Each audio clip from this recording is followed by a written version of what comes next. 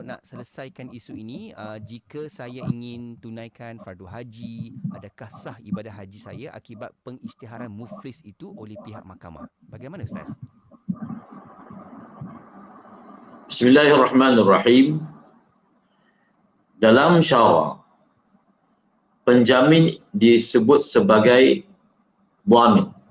Dhamin, penjamin. Ataupun kita panggil guarantor. Apa maksud seseorang menjamin orang yang lain? Maksudnya adalah dia bersedia untuk menanggung tanggungjawab pembayaran hutang sekiranya pihak yang dijamin itu gagal untuk melakukannya. Maksudnya apa? Maksudnya pihak yang memberi hutang seperti mana dia boleh minta penghutang sebenar bayar, dia juga boleh minta kita bayar. Begitulah tuntutannya, hatta daripada segi syarak pun begitu. Risiko menjadi penjamin, sebab itu selalu dinasihatkan supaya berhati-hati untuk menjadi penjamin kepada orang lain. Risiko muflis kerana gagal membayar itu bukan sahaja boleh kena kepada orang yang berhutang, tetapi boleh juga kena kepada kita yang berhutang.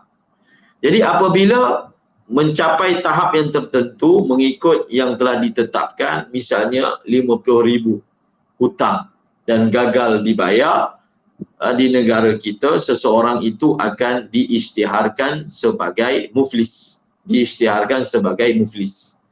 Apabila seseorang itu diisytiharkan sebagai muflis, adakah sah untuk dia melaksanakan ibadah haji? Jawapannya sah. Dia boleh melaksanakan ibadah haji.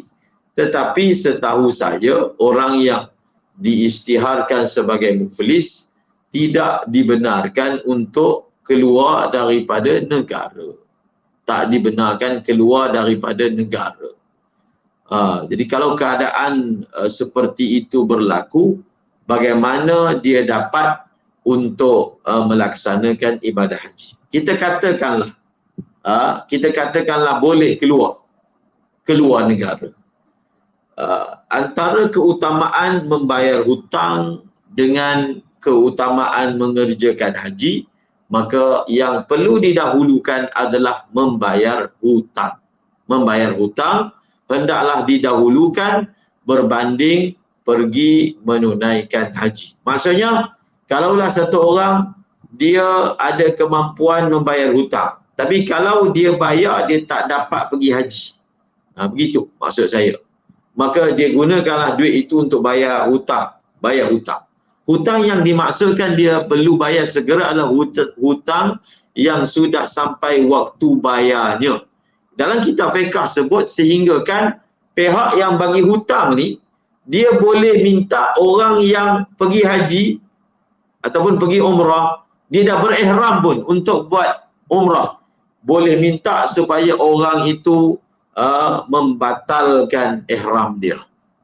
Begitu sekali dibenarkan daripada segi syarak. Tapi dalam kes puan ini bukan beliau yang berhutang, pihak suami yang berhutang. Maka sesiapa pun, sama ada suami puan yang bertanya ataupun sesiapa pun, hendaklah kita bertanggungjawab atas hutang yang kita buat.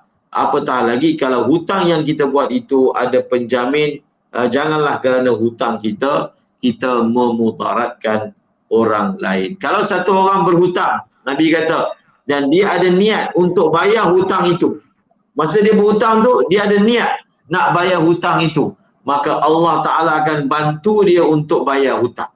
Jadi sesiapa yang nak buat hutang, dia niat, dia nak bayar, insya-Allah bersama dengan dia bantuan daripada Allah, kita bayar sedikit demi sedikit, insya-Allah akan ada jalan keluar. Bacalah doa yang diajar oleh Rasulullah, Allahumma inni a'udzubika minal hammi wal hazan wa a'udzubika minal ajzi wal kasal wa a'udzubika minal jubni wal bukhl wa a'udzubika min ghalabati daini wa qahrir rijal. Kalau dia ada hutang sebanyak gunung pun, insya-Allah akan ada jalan untuk melunaskannya.